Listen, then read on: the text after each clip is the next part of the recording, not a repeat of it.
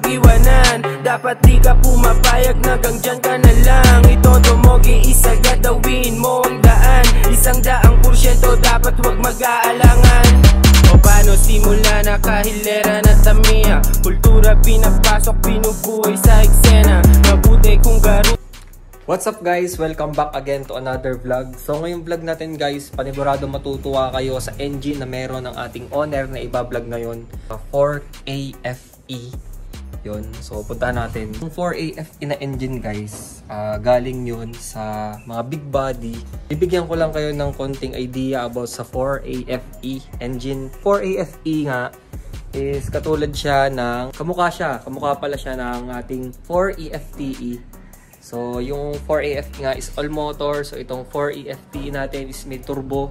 Pero yung itsura ng kanyang head, halos same lang ng 4AFE. Itong 4EFTE is 1500, tapos yung 4AFE is 1600. Ito nga pala guys yung sinasabi ko sa inyo na owner. So, ikutan muna natin siya ng konti. Yan. Bali kami yung nagawa nito dati pa.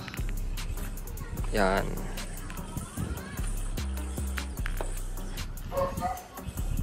Yan, kami nag-build nito. Pero dati naka 4K engine. Ngayon, iniba siya ng may-ari. Pero hindi na kami yung nagkasanong makina. Yan. Wait lang. Bigat. So, ang pagkakaalam ko nga dito guys, bagong salpak lang yung engine nito. Hindi ko sure kung sinong nag-engine swap nito. Kasi nga 4K lang siya dati. Nung pinabuild sa amin to, naka 4K siya. Pati ito, iniba na din. Pero yung Gemini suspension niya, yun pa rin ata yun. 16 valve EFI. Yung ganito na intake, parang pang love life. Di na nila kinonvert. Dapat kasi to naka-convert to. Dapat to nakaharap dito. Kagaya nung sa 4FTE. Yan, pero pinaganyan na lang. Yan, ito na intake. So madumi pa nga siya guys. Linisan muna natin bago natin siya i-vlog. So yun nga guys, tapos ko na siyang linisan. Bali pinunasan ko lang siya. So ngayon nga, dadalhin ko na siya dun sa ating spot ng pinagbablagan natin. Konting POV muna guys. Kakaiba nga yung minor niya. Hindi ko alam kung bakit nagaganon. Brup na ganon. Parang RX-7. Rico. So yun nga guys, dito na lang ako malapit sa talyer. Kasi wala akong ibang spot. Kasi dun sa pinagbablagan ko, mainit pa. No choice tayo guys, so dito tayo magbablog. Ayun o, may tayo FPJ dito. Yan, so simulan na nga natin guys. So wait lang, may napansin lang ako dito. Yan, kapag yung puno na guys yung kanyang tangke, lumalabas yung excess na gas. So ganun din yung problema kay B-Turbo. So susunod, yung gas tank namin, lalagyan namin siya ng, sa loob parang lalagyan namin siya ng, alam niyo yung divider, para kung sakali man na left, hard, right, hindi tatapon yung gas. Yun, hindi ko nagigets nyo guys, yun yung gusto kong gawin.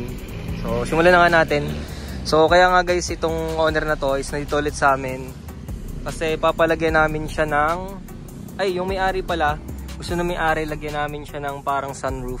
Yung ginagawa natin dito na naka fiberglass na bubong, yun lang yung gagawin natin. So, kagaya nga sinabi ko sa inyo kanina guys, kami yung nag-build nito dati. So, dati nga siyang naka 4K engine. Review lang ulit natin.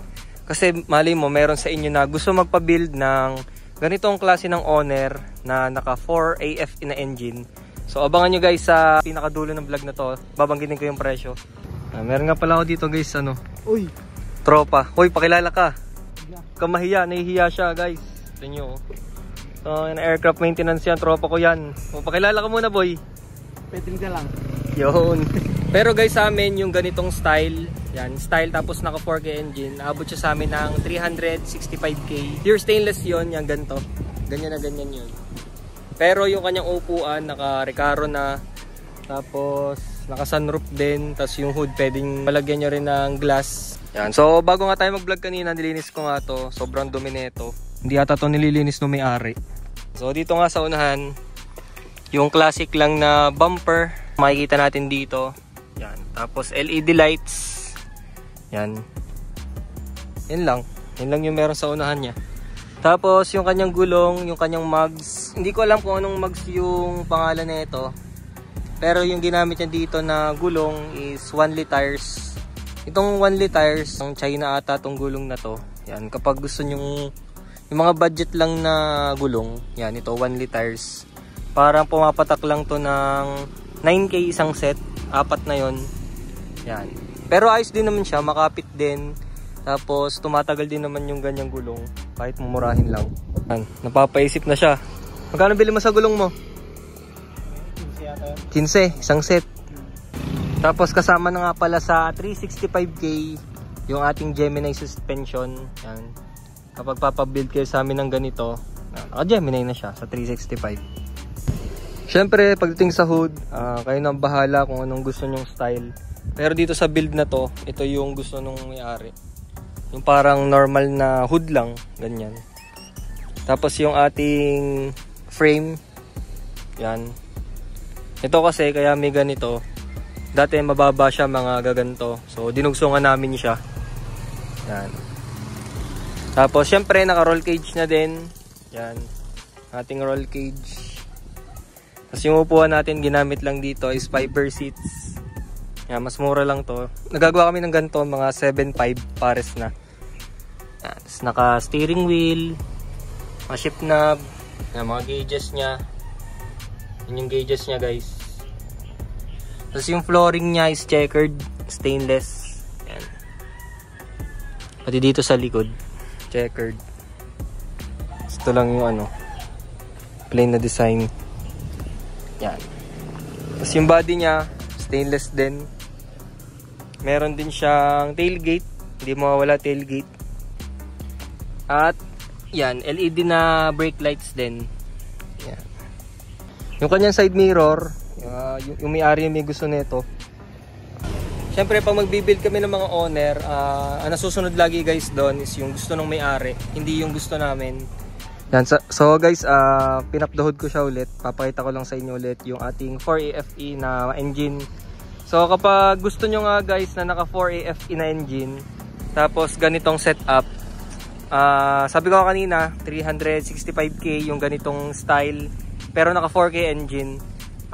Kapag gusto nyo naka 4AFE, kayo na magpo-provide ng makina. Tapos ibabawas na lang natin yung 4K engine. Tapos kayo na po-provide nyan. Kasi guys, iniiwasan lang namin na kagaya ng dati, kasi meron kaming past issue na 4AG na okay naman nung binunot nila sa kotse. Pero nung nasa owner na, syempre guys, iba pa rin yung kapag ganyan yung kasa, pati syempre mag-iiba yung kasa ng makina.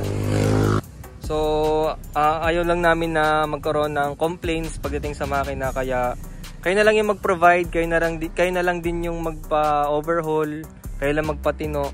Basta kami na lang yung magkakasa ng makina kapag gusto nyo mga ganyang makina. Yan.